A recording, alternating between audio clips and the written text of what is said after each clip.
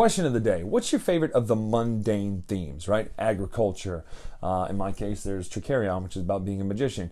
This one is about architecture or city planning. There's a lot of games about city planning. Let me know what your favorite mundane theme is in a game. Not to the point where you're like, well, the theme doesn't matter, it's irrelevant, I just play it for the mechanics. No, really, a theme that you actually enjoy the mundaneness of, right? So let me know in the comments below what that is for the question of the day. Today, though, we're talking about Bloomtown. It's a town all about waking up from the winter and you're going to start city planning and making this beautiful town. So let's take a look at what Bloomtown is. This is some Sidekick Games. It's a quick tile laying game that has some interesting mechanics. I'll show you how to play it right now. We'll come back up. We'll talk final thoughts and evaluation at the end.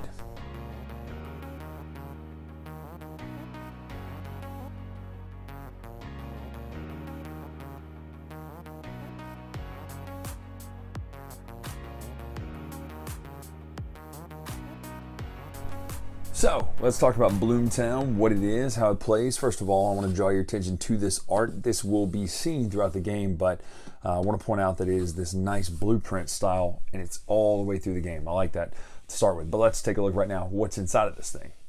So this is what comes in Bloomtown. You have all these different tiles over here, community tiles and building tiles. We'll talk about those in a little bit. You then have a main board here that's a shared board. It has places for those community tiles we talked about, as well as the building tiles to go down here. It also does something I've never seen before. It shows the 5 steps of setup on the board, 1, 2, 3, 4, 5, including place the board in the center of the table. Really interesting. So you do have an idea of how to set the game up just from pulling it out of the box. And it's a good reminder for the future. You also set your building tiles down here. In-game condition shows, based on player count, how many of these stacks run empty. That's how you know when to end the game. Player count is shown there. You also have your individual boards. Now, the A side and the B side are a little bit different. Notice that all the symbols are in the same rows and columns here, whereas on the back, it kind of shifts it around a little bit. Now, the A side and B side are identical to each other across the board. So this B side is the same as that B side. It just changes the symbols up a little bit. So you get a little bit of variety there, as well as scoring tokens, bonus tiles, and a first player marker. That's what's in there. But how does this game play? Well, first and foremost, let me show you the setup just like this. So here's your setup for a 2-player game. You have 8 tiles in each stack here. You've shuffled in the community tiles. Some of them will come up and seed the board to start with as well. Some of them will be out here. You're going to make sure that they're in there so that they get shuffled into the game. You're going to then give everybody a player board, choose which side you're going to play on. Everybody gets 2 tiles face down and then a bonus tile here. On your turn, you're going to do 3 things in this order. First of all, you're going to build. So you're going to take one of the tiles from your hand and you're going to put it out onto your town. And when you do this, you're going to do a couple of different things. First, you're going to score the bloom points. Now what that means is you put it out there. Buildings are typically worth a point for themselves, and I'll show you on the back here, plus their scoring bonus. So that right there is an office building. It's worth 1 point plus a point per every office connecting to it in a row or a column. So that's my first, but had I done this next time, it would be 1 point plus 1 since there's another one in that row and column, so that would be 2 points. But also, whichever one you cover, you're going to get the building tile from that column. So I just colored, or that stack I should say. I covered that leaf symbol right there.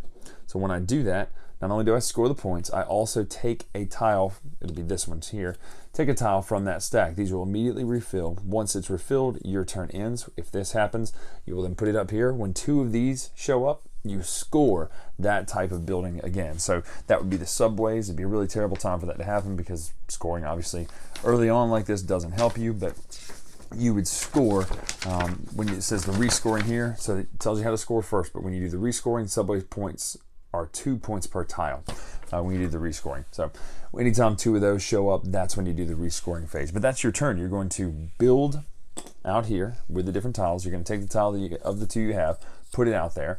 If you ever were to cover one of these bloom spaces, you would get a bonus action, and they would be either go again for another turn or score double points for the type of tile you just built. Now, that's when you cover a bloom space. However, you can just trade in your token for one of these 3 actions, which would be the first 2 that I mentioned. This third one here allows you to trigger community scoring for one of the building types of your choice. So one more time just to go through how the buildings score so we're clear. Offices are the rows and columns. Subways are diagonals. It's a point per the tile you put out there plus every one in a diagonally connected way to it.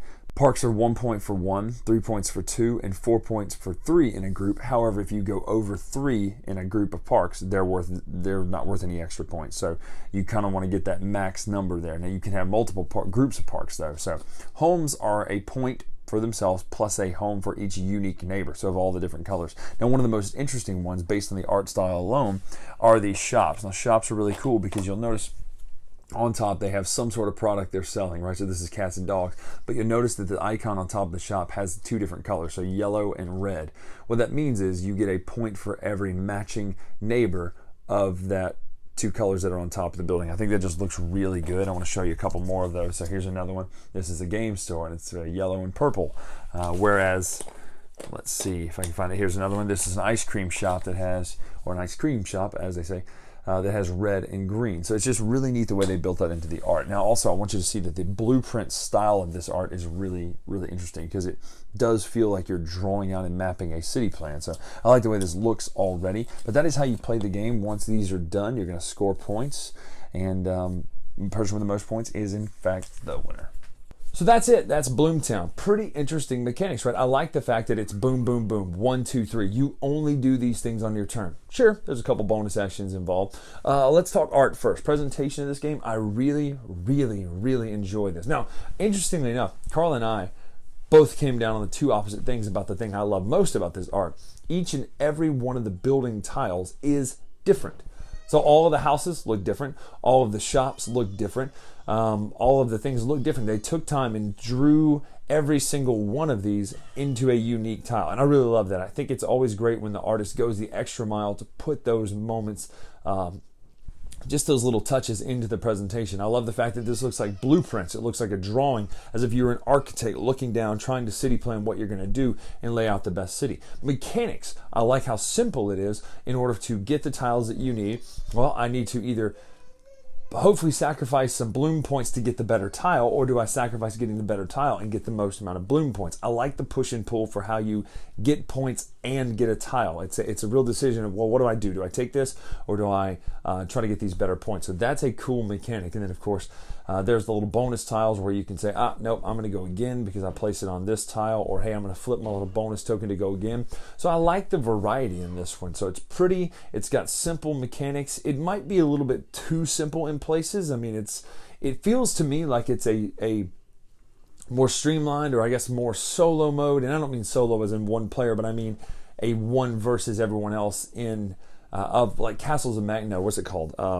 Between Two Cities, right? So it feels like Between Two Cities in which you're playing on your own team as opposed to everyone else. So I really liked it. I thought it was a neat game. Bloomtown is a cool tile laying game. Is it my favorite of all the tile laying games? No, I actually like Neon a little bit more just because of the variety and things that you do in it. But I would recommend Bloomtown if you're trying to get people into it's more of a next step, but it's also could be used as a beginner game because it's pretty straightforward what you're going to do. You take a building from the 2 you have, you play it, you score the points. That's the only tricky part, is making sure you score the points correctly. Then you draw another tile. Pretty simple, pretty straightforward. I like Bloomtown. I'm interested to see where this goes. Oh, the thing I forgot to mention, my favorite part about the art and presentation is the shops. The shops have the little icons on top of the building. It doesn't just show red and blue. It might be like 2 ice cream cones, one's green, one's red. It might be a dragon and some Chinese food. One is purple and one is green. It might be a shopping cart, a purple shopping cart with red apples on top of the shop. But it tells you which 2 colors it scores off of. Those little things are so great. I got to give one more piece of credit too. I saw that Travis Hill is the one who did the editing for the rulebook, and the rulebook is one of the best rulebooks I've read in a long time. It's short. It's 4 pages, front, back.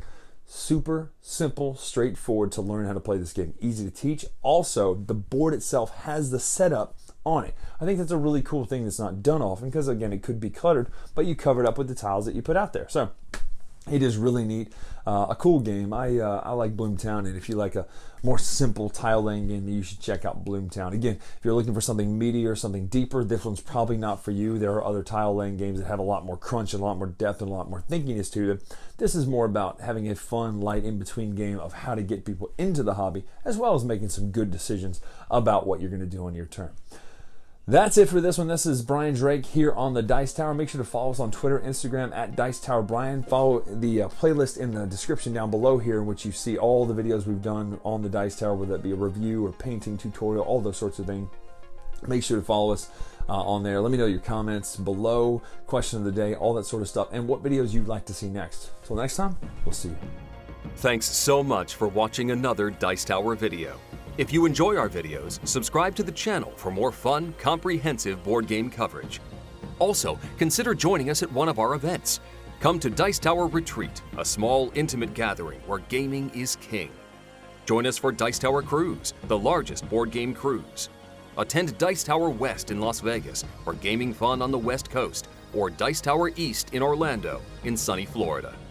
Dice Tower Conventions, the friendliest gaming conventions on Earth. I'm Eric Summerer, and you've been watching The Dice Tower.